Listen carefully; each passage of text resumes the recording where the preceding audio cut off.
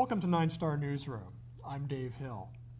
Every day in our courts in Hancock and in Madison counties, judges sit and listen to tales of families in trouble. Child neglect, child abuse, domestic violence. The list goes on, and unfortunately that list is getting longer. More cases involving child abuse and neglect are showing up on court dockets, and judges and government agencies are being pressed to protect the welfare of those who are most vulnerable, our children. Fortunately, the courts rely on a small group of volunteers who get involved in these cases in an intimate way. We're going to hear about that in a minute. They are called court-appointed special advocates, and they make sure a child's interests are well represented when it's clear that his or her parents aren't doing their job. Joining me to talk about these special volunteers, and they're called CASAs for short, is Annette Craycraft. She's the director of East Central Indiana CASA. Her agency is looking for new volunteers to serve as CASAs, and we're going to spend the next half hour talking about the program and how you can volunteer to help. Annette, thanks for being with us. Thanks for having me. Appreciate you visiting the newsroom today. This program has been around in Hancock County and in your part of the woods for about 12 years now, right? Correct. It's been in Hancock County 12 to 13 years, and then our larger program has been around for almost 30 years. So what do CASAs do? CASAs wear a myriad of hats. They are trained volunteers in the community who act as the advocate for children who have been abused and neglected. And the volunteers attend a pretty significant training so they're able to do the work that they do. And once they do that, they become somewhat like a friend to the child in the court, and they become that voice of the child in the court. We're not there to be a mentor or a big sister or big brother. We're there to make sure that that child's best interests are being looked after and that the judge hears what we think is in the best interest of that child so the judge can make the proper decisions. So what is a CASA's responsibilities? The CASA's, well, the first responsibility is to complete the training, and that's about 32 hours of kind of like classroom instruction because it's a pretty intense volunteer role. So we want to make sure we give you all the tools to be able to do that. And then you'll do some courtroom observation as well. And then once you're trained, you will be a fact finder, an investigator. We sometimes joke that, you know, sometimes you act like as a private investigator, not really in the sense that you're out sitting outside homes or anything, but you're just trying to dig up facts and information on the case because there's just all kinds of facets that come into it, depending on what the issue is with the child. You may have to look at educational records, you may have to look at medical records, you may have to talk to medical professionals, you may have different relatives you need to talk with. So you really do a lot of investigating, and we give you investigation tools to help you with that. You also, like I said, become a friend to the child. We ask that you visit with that child a minimum of once a month. Some of our super CASAs do that more often, but we want you to have that one-on-one time with the child so you can see how they're doing, answer questions, and be that support. So when they're fearful about what's going to happen in the court, you can be there for them. Can you describe a typical case that a CASA gets involved in? Is there a typical case? There is no typical case, because once you think one is typical, it could blow up overnight. But I would say probably 80% of our cases are neglect cases. I would say probably 15% are physical abuse and maybe 5% are sexual abuse, give or take. We see a lot of neglect in our community. So, you know, folks, when they think of the work we do, I think they think more the hardcore abuse, and we do see some of that. We're seeing a lot of odd things happening in the community that we've never seen before, but we do see just a lot of sheer neglect, and parents just not able to care for their kids, and parents that have their own issues, so they're, you know, not able to make sure their kids are getting to school and other things like that. And so that's probably most of our cases are neglect. How do these cases wind up in the courts to begin with? Someone, either a concerned citizen or a medical provider, teacher, law enforcement, they will call the DCS hotline and make a report. DCS can't get involved without someone reporting and asking them to assess a case. So once the DCS hotline is called, DCS, which is the Department of Child Services, which is our state agency, some people refer to it as the welfare department because back in the day, that's what folks knew it as. But they will go out in cases that they deem to be serious, they will go out and open an assessment or an investigation. If they feel like there is cause there, they will then file for a CHINS, which is a child in need of services, with the court. and the judge would then make that determination if the child is in fact in need of services or not. Often when that happens, the children are often removed from the home because of the circumstances. Very few, far, in between, we may have some children who will stay in the home, but usually they're removed and they're put in foster care or relative placement or something to ensure they're safe. And at what point is a CASA brought in to help the judge make some determinations? Once that case is determined, a CHINS, a child in need of services, by the judge in the court, then CASA is automatically appointed by the court at that point. In the state of Indiana, by law, a CASA is appointed to every CHINS case. So by law, once that becomes a CHINS, we are appointed. The state of Indiana was the last state in the nation to pass that law. So we were happy when that happened because we saw the great need. But due to that happening, our caseloads every year continue to grow. When that law passed, it's like our caseloads tripled within 1 year. So what skills are required for the job? I get asked that pretty often, and there are really no certain set of skills because we have volunteers from all walks of life. We have volunteers who are postal workers, teachers, stay-at-home moms, professors. So I always say the first thing is you want to come to this and have a passion and caring heart to help children, because otherwise, you would not want to get involved and do the training. So that's the first thing that I tell individuals. You are asked to write reports, so you want to be able to have the skills to be able to sit down and write that. We check those and review those, so it's not like there's not another set of eyes who can't help guide you with that, but you do want to have some writing skills. I think the ability to listen and the time to visit with a child at least once a month is the main thing as well. You obviously need to have a clean background check. We do all local, state, DCS, and federal background checks. So if you have anything on your criminal history, just per our certification standards, we can't accept you. That's a question we get. Depending what that is, if you had a speeding ticket or a youthful indiscretion, in your 20s and you're now 50 years old, then that's something we can talk to you about. But as a whole, if you have a hard criminal record, then that's something we cannot accept. Does CASA work ever get adversarial in terms of when you're representing the interests of the child? That may run counter to the desires of the parents and the family. How does a CASA navigate through that? Is there ever any face-to-face adversarial conversation that takes place, or is the CASA kind of insulated from that? You would be surprised. I've been doing this work for 11 years, and last year we probably had about 1,300 cases assigned to our agency, and that occasionally happens, but it's few and far between. Our parents, even though there's been actions that have happened to get them involved with the child welfare system, I think deep down they love their kids the best way that they know how. And when they know that you're an advocate that's assigned to help their children, even though they may not be happy with your decisions, it's rare that it becomes adversarial. Also, they know you're there as a representative of the court. So that carries a lot of clout. You're not just another service provider coming in, but you're coming in as a representative for that court, and the judge wants to hear your opinion. And so sometimes I think that might be a little intimidating to parents, and so they back off a little bit. I think if there's ever any issues, and again, they're few and far between, is we just may disagree with service providers, or we may disagree with DCS, like they may be ready to close a case too soon for what we would want, but we all work well diplomatically together, and we kind of have a policy that we agree to disagree on some of those. So I would say that there's never any fear that I think you would be harmed or anything like that. On the volunteer spectrum, this ranks pretty high on the list of volunteer jobs in terms of sophistication and involvement by the volunteer. Can you describe the training? And because I get a little intimidated thinking about, oh my gosh, I have to interview kids and there's a lot at stake, and I'm not an expert. So describe how the training works so that CASAs actually become experts in how to deal with children.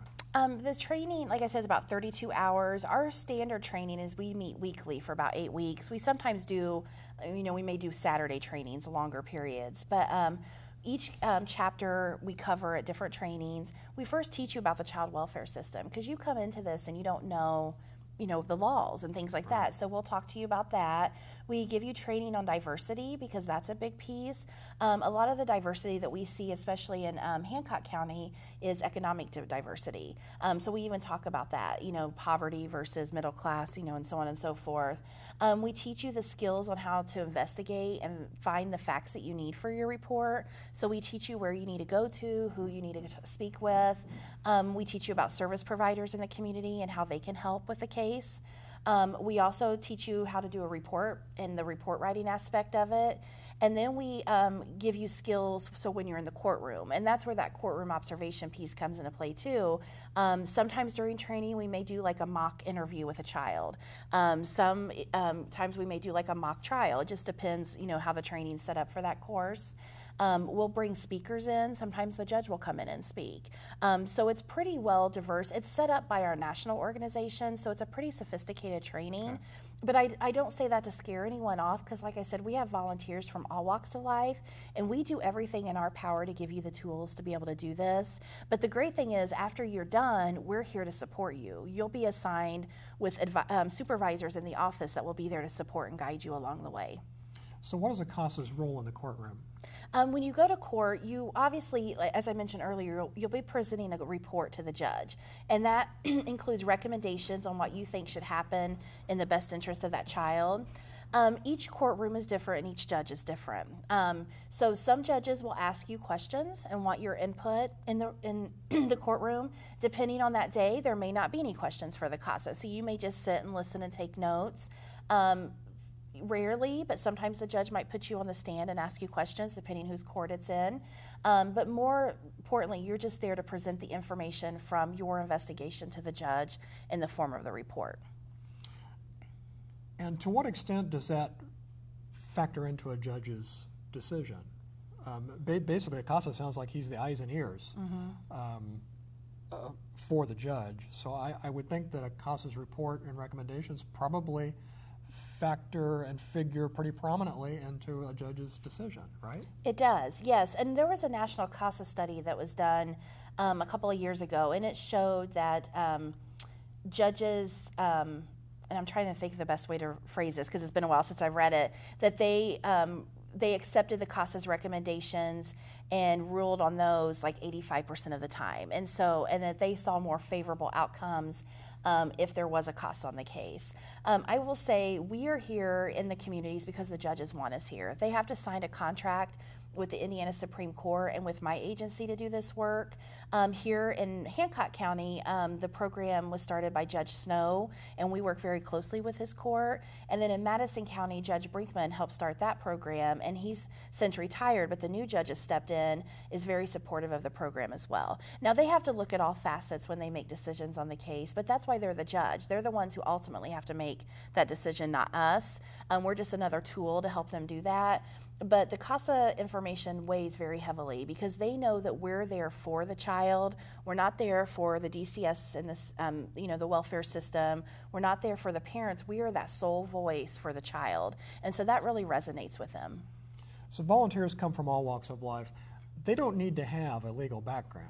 No. They don't need to have experience in the court system themselves, right? No, I mean, to be honest, most of our better volunteers are ones without legal background because sometimes it can get a little blurry because if you're used to being an attorney or something like that, the lines can get a little blurry in your role because, again, we advocate for the child's best interest, not for what they wish or want.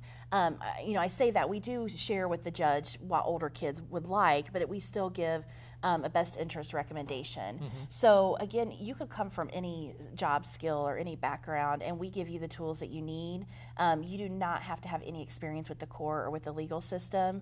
We would prefer you not to because again, too, we want folks with a clean criminal history check too. So we don't want folks that have had a lot of experience with the court for other reasons. Right, okay. So what evidence or what documents does a CASA have access to? It sounds like they have access to more than what might be publicly available to the regular person walking in off the street. You're correct. We are given a court order that our agency prepares, and the judge ultimately signs that, and that is the document that gives the CASA volunteer access to everything on that case. In the state of Indiana, by law, we are considered parties to the case, which means when you have party status, you have access to everything about that entire case, including all the legal documents, all the discussions in the courtroom. We're one of the few states that has party access, so that gives us a lot more clout with the case. But with that court order, when you present that, the individuals have to provide you all the documentation regarding the child. Not necessarily regarding, other factors in the case, but everything regarding that child they have to give you. What are typical outcomes? Most of our outcomes, I would say we do see a significant portion of our children that are reunited with their families. That's the goal of the state of Indiana by the way the state laws are, and some of these mirror some federal policies as well. They work to try to reunify the children with the family and provide services to bring them back together. And ultimately, we would love that too. I mean, all children want to be with their natural family. So that would be probably the most outcome. However, we do have some children that go into guardianships with relatives. Sometimes when they're older, if they can't go back with parents, they may not want to be adopted because they're kind of already, they're used to their family and they don't want to change their name or something like that. And we do have some children who the case goes up to termination of parental rights. And when that happens, they go up for adoption. And so they're adopted by a new family. Their last name will change and they become part of a new family. So we do see in Madison County, we have about 80 termination of parental rights cases each year. In Hancock County, it can differ. We may have 10 to 15. And that's probably worst case scenario. That is the worst case scenario for the child and for the family, because what that is like when I try to describe it to individuals is that's almost like the death of a child in the family too, because once that child is adopted, they have no connection with that entire family at all. So even like grandparents and aunts and uncles, that relationship is severed. But also for that child, depending where they are in their life and what their age is, that can be detrimental, but it also is a positive outcome because they are then, and this is our goal as CASAs, is we want to get them into a safe and permanent home where they thrive. And so when we see those adoptions, that's what we usually see, is that they're there with a family that loves them, that can show them the love and support and everything that, you or I would hope to get from a family. So that's ultimately the best outcome. Annette, thank you. Thank you. Appreciate you taking the time. A working mom who brings her best to both roles.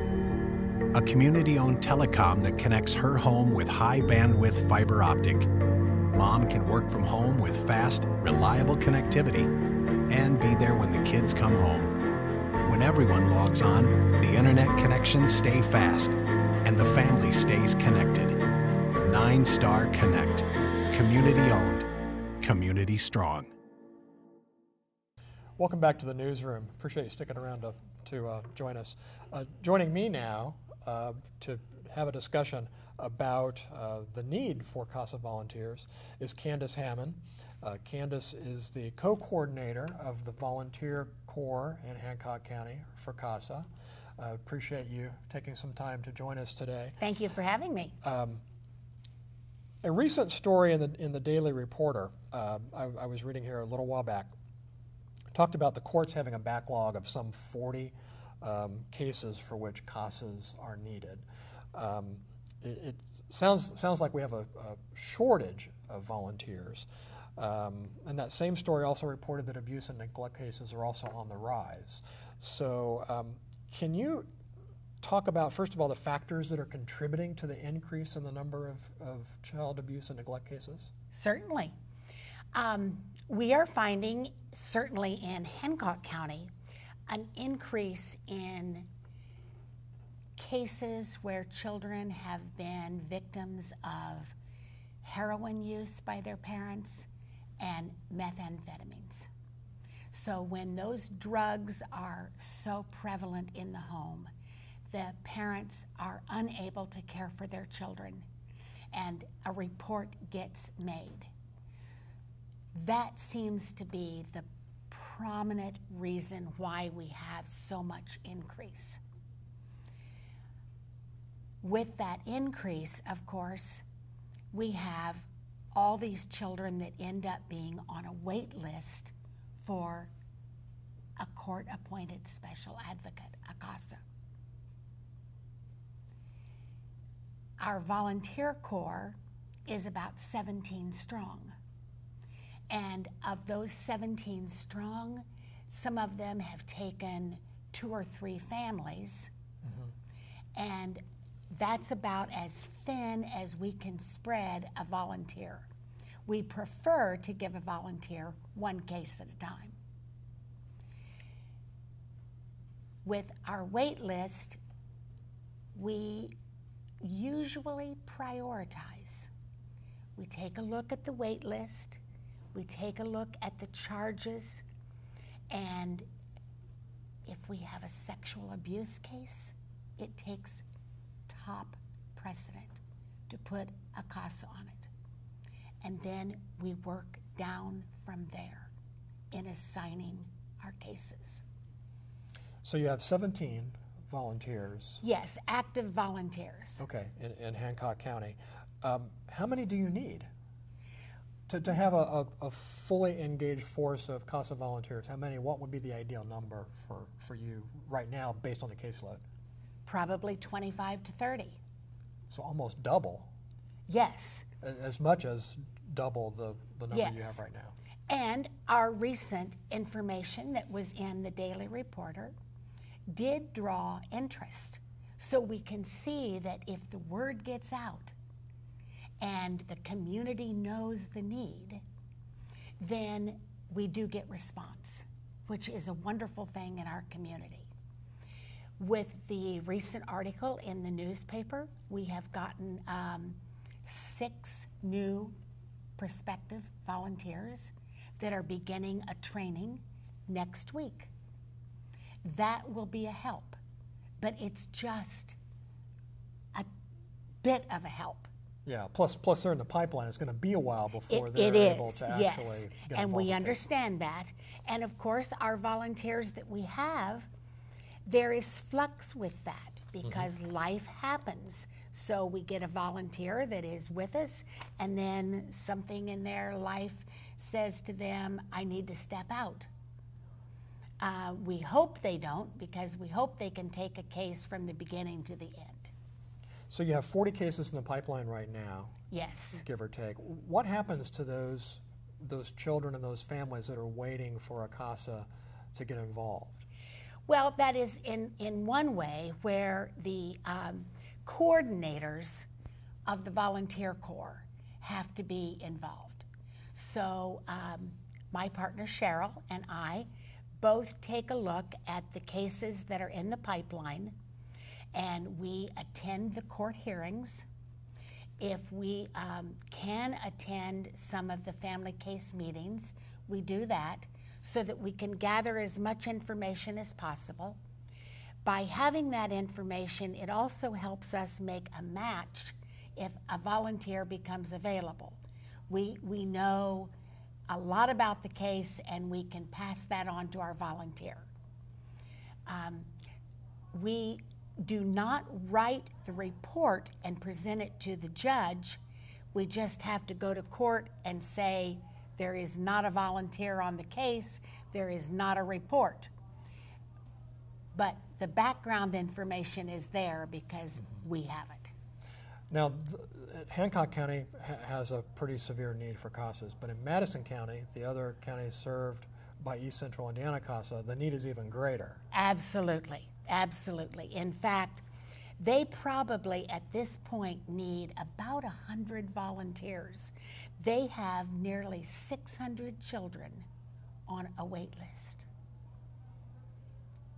And the instance of abuse and neglect cases in Madison County is among the highest in the state, is it not? It is, actually. It's 5th in the state for substantiated abuse and neglect cases.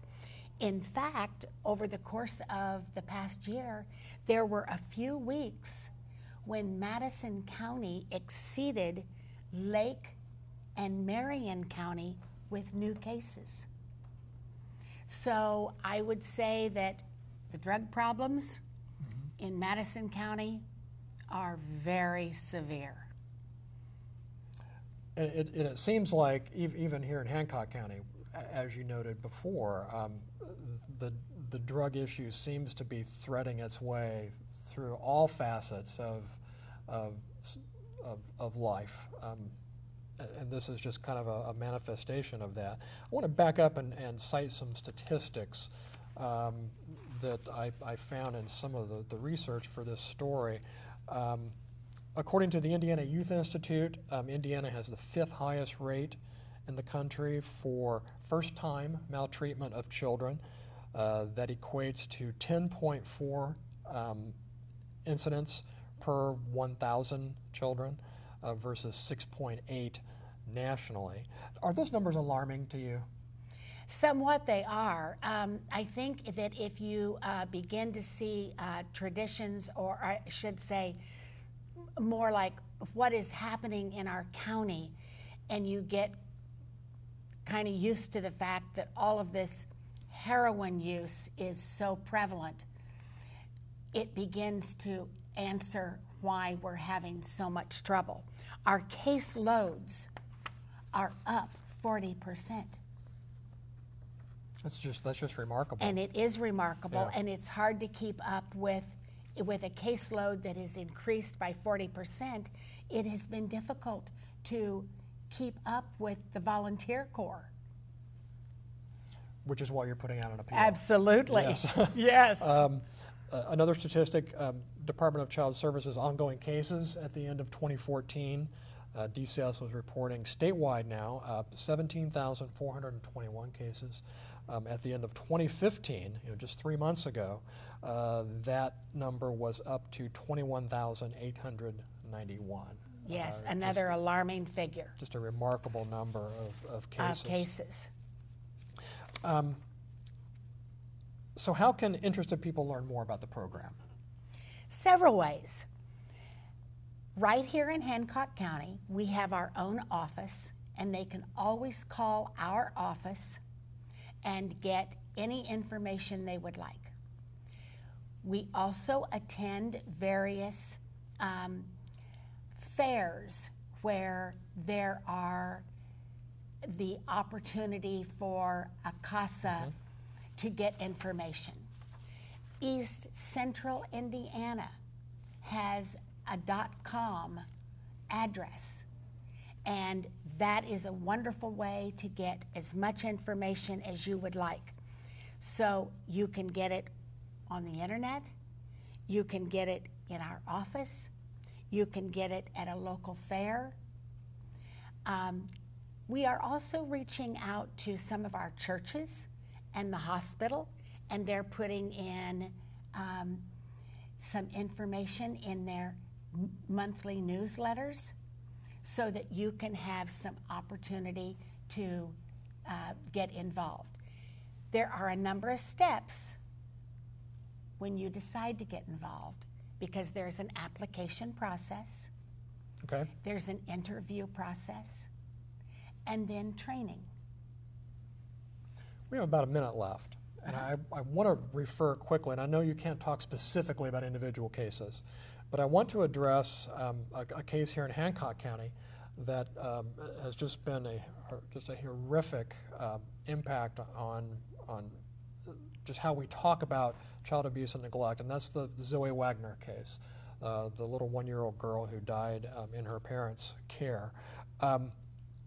What can we do as a society to prevent those sorts of things from happening? There are a number of things that that go into this. Oftentimes, a family that is in need will have different levels of support. They will have therapists involved. They will have educational surrogates that are involved. They might have the court system involved. And what we need is for no one to turn their back on this.